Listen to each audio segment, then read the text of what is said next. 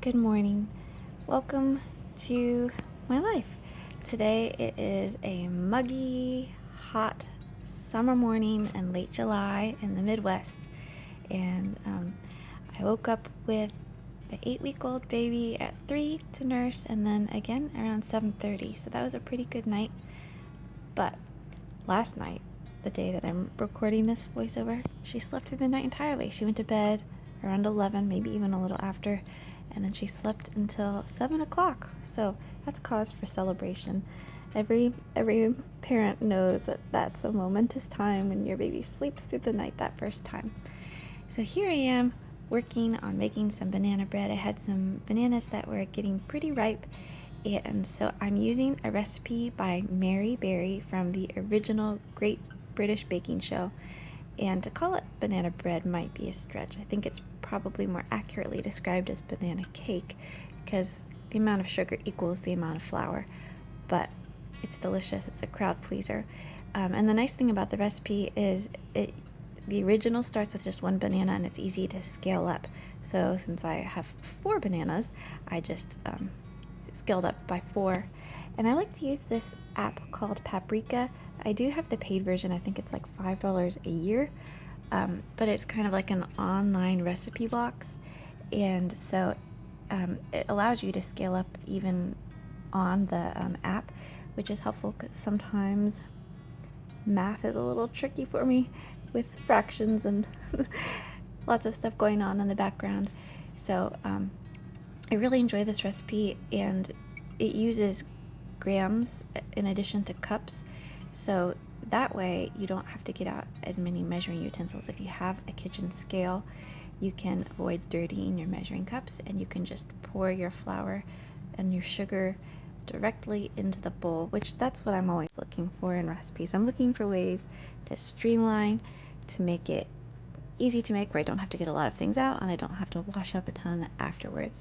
I was always perplexed when I was watching the Great British Baking Show when I saw people just pouring from great big containers of flour and sugar right into bowls, because I never saw the scale pictured, at least initially in those first few episodes, or if they showed it, I didn't know what it was.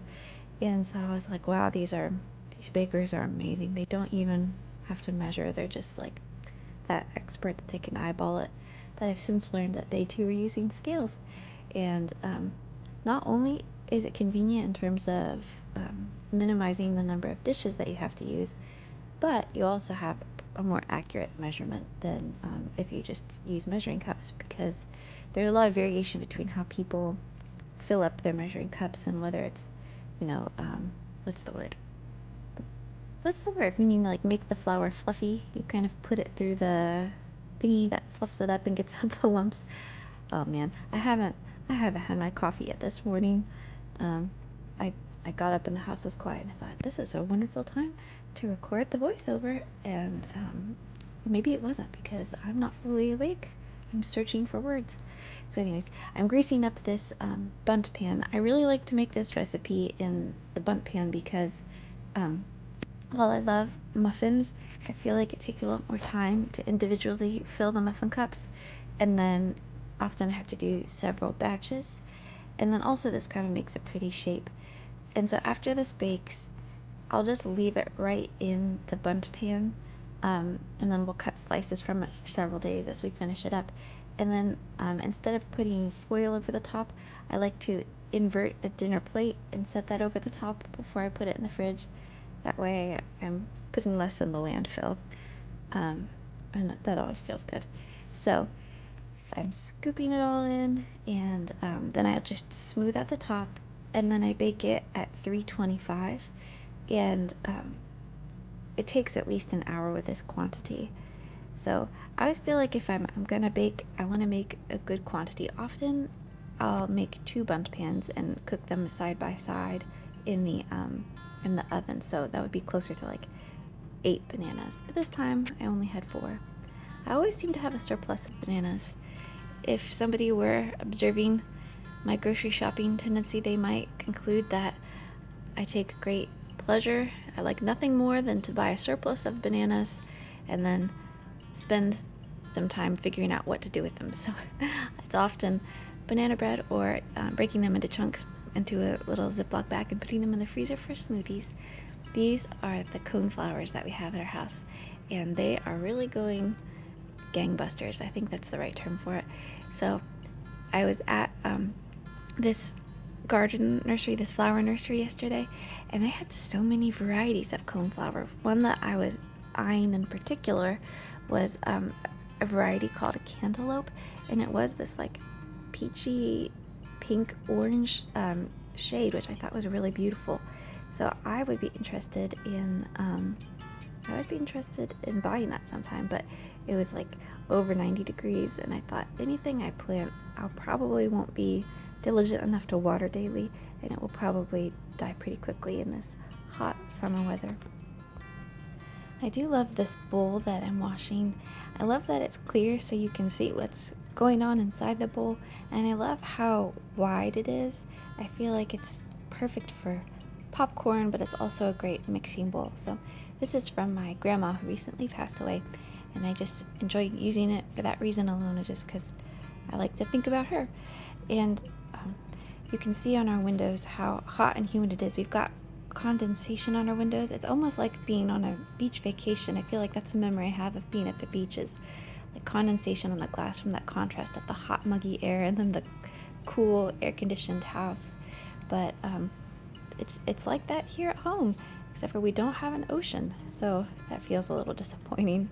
Anyways, I thought these oranges were just so beautiful. I love how the water beads up and clings to the pebbled, vibrant orange skin. And I don't know, there's something really nice about just getting a batch of fruit or vegetables and spending some time cutting it up. Although my toddler, this was just a little bit of a rough morning, and so I felt like everything that we started was soon kind of interrupted, and she was having a hard time settling in.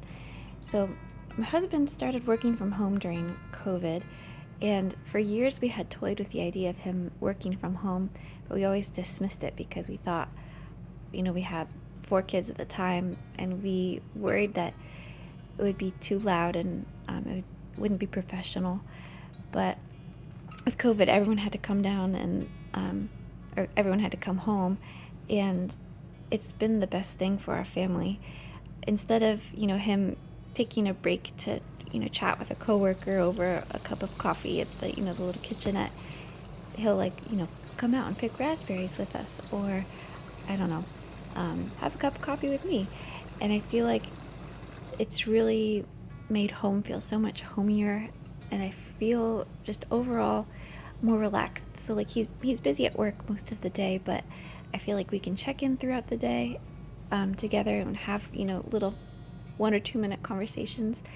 But also I know if some emergency befell us, some disaster, I have an easier feeling just knowing that there's another adult here. So if you have the opportunity for both parents to be home, even if you're working, it really does make a difference. And we haven't had a hard time at all with being too loud. If there's a meeting, he closes the door, and generally we take that as an indication that we shouldn't enter. So anyways, I was trying to get some stuff done in the kitchen, but I could tell that my toddler just needed to get outside. So I asked my youngest son to set up the splash pad. And the splash pad we bought at Costco at the end of the season, 2 years ago. It's by a brand called H2O, I believe. And it has been the best thing that we ever bought. So you don't need to blow anything up like for inflatable pools, because the water itself kind of fills the rim. And then it's great because they're like these little fountains that come in from the circumference of the circle and fill the center of the splash pad. And then you can also turn off the hose after a while, and it's kind of just this really shallow pool of water, just a couple inches deep, which is perfect for young toddlers. But it's also great for sticking under your swing set for older kids, because at least some of my kids like to just swing into the splash pad and let their feet kind of send up great bits of water. And then the fun thing is that it eventually overflows and it makes this little creek. So my son and his friend, they got out all their army men and they set up an army battle. It was like they had a river to cross. So these purple puffball plants are allium. It's an ornamental onion, and they are so cool in flower arrangements. They have kind of like a modern look to them. They're kind of like a minimal modern sort of flower arrangement. But the curious thing is, after a few days, they do become a bit pungent. Like the fact that they're an onion becomes apparent. So they get a little stinky is what I'm trying to say after a few days. So I was hoping to make heat up like leftovers for lunch, but my son had a friend over, and we've been getting these gluten-free chicken tenders from Costco in the freezer section that are really quite delicious. So I ended up throwing a bunch of those in the oven, and then being very casual and just squirting mustard and buffalo sauce and barbecue sauce right on the parchment paper on the baking sheet. And everyone just kind of crowded around and dipped in their chicken tenders. It wasn't very civilized, but it was delicious and efficient. So I ate some of my toddler's leftover chicken tenders. She's sometimes like the birds that ravage our raspberries, where she takes a bite of a couple and then leaves the rest behind. So I finished those up, and then we sliced some warm banana bread, and we topped it with copious amounts of butter. My grandma grew up on a dairy farm, and so she passed on to me her love of thick applications of butter. And then something that she didn't teach me, but I think actually my uncle mentioned, is to top the butter with flaky sea salt. So we topped it with some fleur de sel, which is like a nice crunchy mild salt, and the contrast with the sweet banana bread on top of the butter was just delicious. And right there, that was some cottage cheese topped with peach jam and granola, because I'm trying to incorporate more protein. And it was actually pretty good. I'm trying to find ways to love cottage cheese. I think I might still think that savory is the best way to go. I just finished a biography of Theodore Roosevelt, and I thought I'd leave you with one of the quotes that I really felt inspired by. He said, "Do what you can with what you have, where you are." And so I've been buoyed up with that quote, and I hope that maybe inspires you too. Thanks for joining me in this video. I really appreciate it. I hope to see you next time.